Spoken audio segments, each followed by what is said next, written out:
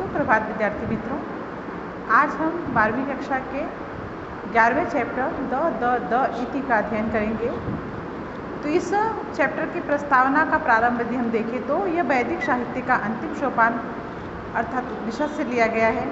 इस उपनिषद को हम अंतिम सोपान इसलिए भी बोलते हैं क्योंकि यह वेदों का अंत कहा जाता है, अर्थात वेदांत भी कहा जाता है। इसको हम वेदांत के नाम से भी जानते हैं क्योंकि इसमें जो वेदों का मंत्र है या जो वेदों का उद्देश्य है, चार हमारे जो वेद हैं, ऋग्वेद, सामवेद, अथर्ववेद, यजुर्वेद, ये चारों जो वेद हैं, इन वेदों का जो निचोड़ कह लीजिए, सार कह लीजिए, वह उपनिषद में समाहित किया गया है। तो इसे हम वेदांत कहते हैं।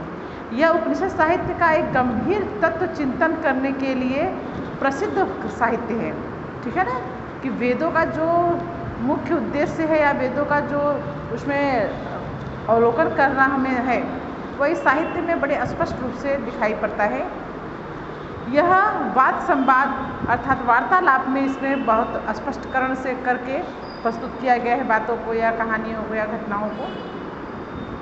प्रस्तुत जो यह पाठ है यह बृहदारण्यक उपनिषद का लिया गया है।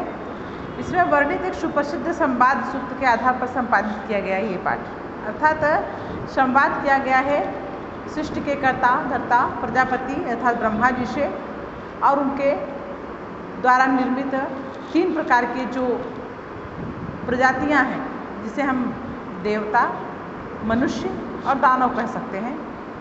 ये जाते हैं प्रजापति के पास और अपने अपने अनुरूप मांग करते हैं कि हमें कुछ ऐसे उपदेश दीजिए जो कि अक्षर हो और हितकारी हो, कभी समाप्त ना हो और लाभदायक हो। ठीक है ना।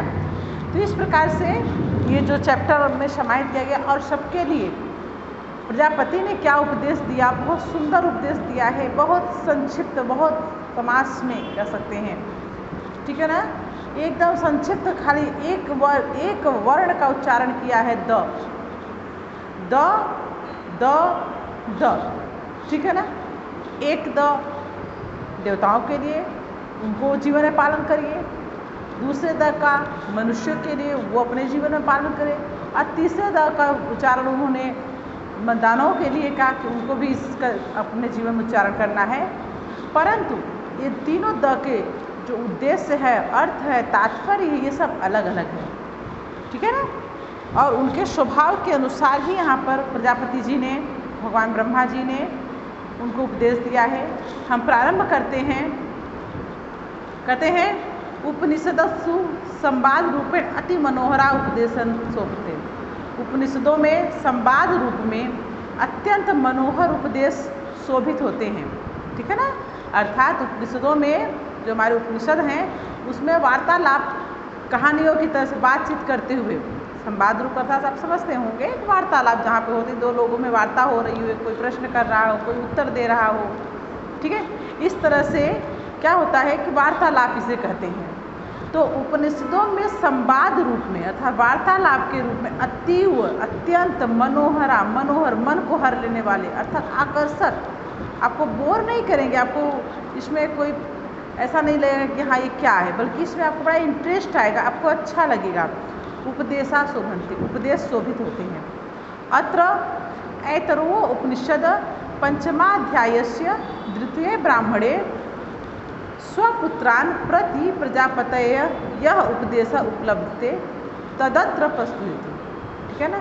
अत्र माने यहाँ पर ऐतरेय उपनिषद का, ये उपनिषद का नाम है ऐतरेय उपनिषद, मुंडको उपनिषद, बृहदारण्यक उपनिषद। ठीक है ना। तो यहाँ पर ऐतरेय उपनिषद से 5वें अध्याय के तीसरे ब्राह्मण में स्वपुत्रान् अपने पुत्रों को प्रजापति अर्थात ब्रह्मा जी यह उपदेश प्रदान करते हैं, तदत्र प्रस्तुत है। वही जो यह माने जो उपदेश दे रहे हैं वही यहाँ पर प्रस्तुत है। आगे समझ में, कहते हैं उपनिषदों में संवाद रूप में अत्यंत मनोहर उपदेश शोभित होते हैं। यहाँ पर ऐतरेय उपनिषद में 5वें अध्याय के दूसरे ब्राह्मण में अपने पुत्रों को ब्रह्मा जी जो उपदेश दे रहे हैं, प्रदान कर रहे हैं, तदत्र प्रस्तुत है, वो यहाँ पे प्रस्तुत है। ठीक है ना, समझ आए किस तरह से प्रस्तुत है। प्रजापतये त्रयपुत्राः देवाः मनुष्याः असुराः च आसन्। प्रजापति के 3 पुत्र देवता, मनुष्य च माने और असुरा और असुर राक्षस हैं।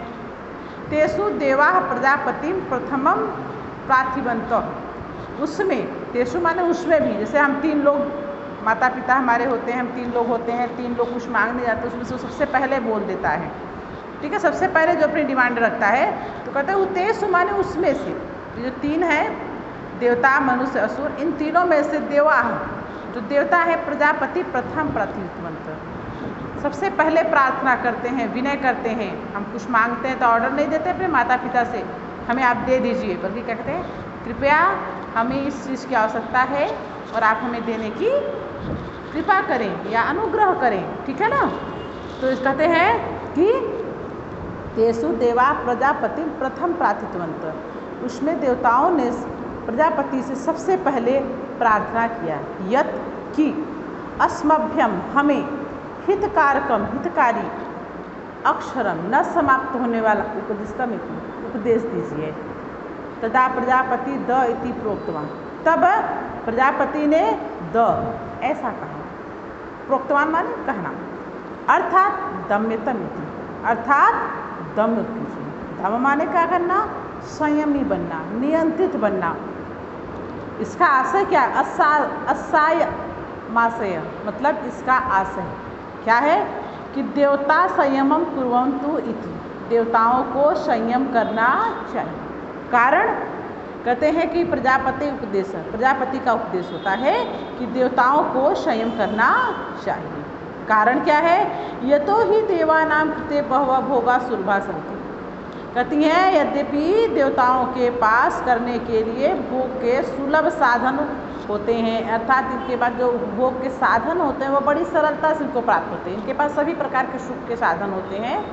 अतः एवं प्रजापति उपदिष्टवान, इसलिए प्रजापति उन्हें उपदेश देते हैं कि यत यूयम स्वभावतः, कि आप लोग अपने स्वभाव से अदानता असंयमी हो जाते हैं, अतः युष्माभिदानतः भाव्यमिति, अतः आप लोगों को स्वभाव से कैसा हो जाना चाहिए, दानतः हो जाना चाहिए, संयमी हो जाना चाहिए।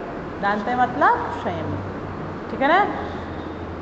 यह स्पष्ट हो गया। कहते हैं कि देवता ही दिक्कते बहुत शोभा भोगा सुलभा संति, देवताओं के पास भोग करने के जो साधन होते हैं वे बड़ी सरलता से प्राप्त होते हैं, बहुत सारे होते हैं। अतः उन्हें इसका ऐसा उपदेश दिया जाता है कि आप लोग स्वभाव से कैसे हो जाते हैं, अदानता हो जाते हैं, असंयमी हो जाते हैं, आप इन साधनों का उपभोग करने के आदी हो जाते हैं। अतः आपको अदानता हो जाए, अदानी मतलब आदि, आदि नहीं होना चाहिए, आदि हो जाना चाहिए, मतलब आपको उसका अपने ऊपर नियंत्रण होना चाहिए। आप उसको ऐसा नहीं कि आप उसका उपयोग ना करें तो आपको किसी प्रकार की समस्या है। अतः उसमें अभिदानते भाव, अतः इसलिए आपको क्या हो जाना चाहिए, नियंत्रित हो जाना चाहिए। उसके बाद मनुष्य आते हैं, ततः मनुष्या भाग भगवन्तः प्रार्थित प्रजापति प्रार्थितवन्तः, उसके बाद मनुष्य आते हैं और वो भगवान प्रजापति से प्रार्थना करते हैं। कहते हैं अस्माकं कृते अपि, हमें भी हितकारकम अक्षरम उपदिष्टम इति, कृते अपि माने करने की, अपि माने भी, अस्माकं माने हमें भी करने की क्या, हितकारकम हितकारी अक्षर उपदिष्टम इति, हमें भी अक्षर और हितकारी उपदेश देने की कृपा करें। तदा प्रजापति प्रार्थितवान द इति प्रोक्तवान, देखो यहाँ पर तदा प्रजापति द इति प्रोक्तवान और यहाँ पर भी तदा प्रजापति द इति प्रोक्तवान, ठीक है ना। यहाँ जब इन्होंने डिमांड करी, इन्होंने मांगा कि हमें कुछ हितकारी और न समाप्त होने वाला ज्ञान दीजिए, तो उनके लिए कहते हैं तदा प्रजापति द इति प्रोक्तवान। जब मनुष्यों ने मांगा कि हमें भी कुछ हितकारी और न समाप्त होने वाला उपदेश दीजिए, तब भी कहते हैं तदा प्रजापति द इति प्रोक्तवान, तब भी भगवान प्रजापति कहते हैं कि ऐसा आप द का जीवन का अपना अनुसरण करो। अब इस द अर्थात दत्त इति, अर्थात दान करना चाहिए, दात्त माने दान, दीजिए आप। ओके, तो इस द का तात्पर्य क्या है, अर्थात दत्त इति, अर्थात दीजिए। अस्मास्य, इसका आशय है मनुष्य स्वभावतः लुब्धा सन्ति, मनुष्य स्वभाव से लुब्धा माने लालची होता है। अतः ते दानम कुर्वन्ति, अतः उसे दान करना चाहिए। अर्थात हमारे पास, मनुष्य के पास जो सामान होता है वो उसको अपने लालच के कारण क्या करता है, संग्रहित करता है, किसी को देना नहीं चाहता है। परंतु प्रजापति जी ने उसके लिए कहा, यदि आपको अपने लिए हितकारी और न समाप्त होने वाला ऐसा उपदेश चाहिए तो आप दान ही बन जाइए, दानशील, अपने लालच को छोड़ दीजिए और दान कीजिए। जब दान करेंगे आप अपने भविष्य के लिए सृजित कर रहे हैं और किसी का वर्तमान समस्याओं से घिरा हो तो ऐसा नहीं होना चाहिए। आप दान करिए, भविष्य भी सुंदर हो जाएगा। ठीक है ना। तो इस तरह कहते हैं कि यथा दानम कुर्वन्ति, इसीलिए उन्हें दान करना चाहिए। प्रजापति उपदेश होते हैं। ओके। तथा असुरा भगवंता प्रजापति प्रार्थवंत, उसके बाद असुर लोग आते हैं और वो भी भगवान प्रजापति से प्रार्थना करते हैं। अस्मभ्यम हितकारकम अक्षरम उपदिस्तु इति, हमें भी हितकारी और न समाप्त होने वाला उपदेश दीजिए। तदा प्रजापति द इति प्रोक्तवान, तब उनके लिए भी प्रजापति ने द ऐसा कहा। देखिए 3 बार द कहा।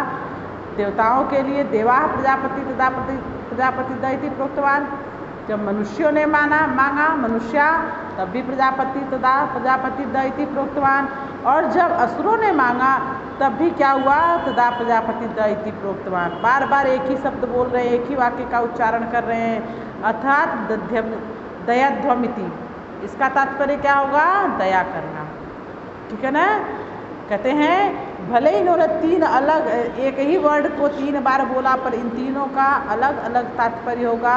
तीनों की प्रवृत्ति के अनुसार उसका अर्थ निकलेगा और उसका अपने जीवन में उनको उपयोग करना है। समझ में आ गया। तो यहाँ कहते हैं कि तथा असुरा भगवंता प्रजापति प्रार्थितवंत, तब असुर जो भगवान प्रजापति से प्रार्थना करते हैं कि अस्मभ्यम हितकारकम अक्षरम कुर्वन्ति, हमें भी न समाप्त होने वाला हितकारी उपदेश दीजिए। तदा प्रजापति द इति प्रोक्तवान, तब भगवान प्रजापति उनसे द ऐसा तक का जो है उच्चारण करते हैं। इसका अर्थ होता है दयाध्वमिति, दया करना। अस्माशयम असुरा स्वभावतः एवं क्रूरा हिंसा आदि करा शक्ति, इसका तात्पर्य है कि असुर स्वभाव से क्रूर और हिंसक आदि व्यवहार के होते हैं। अतः ते प्राणेषु दया कुर्वन्त इति प्रजापति उपदेश, अतः उन्हें प्राणियों पर दया करना चाहिए, ऐसा प्रजापति ने उपदेश दिया।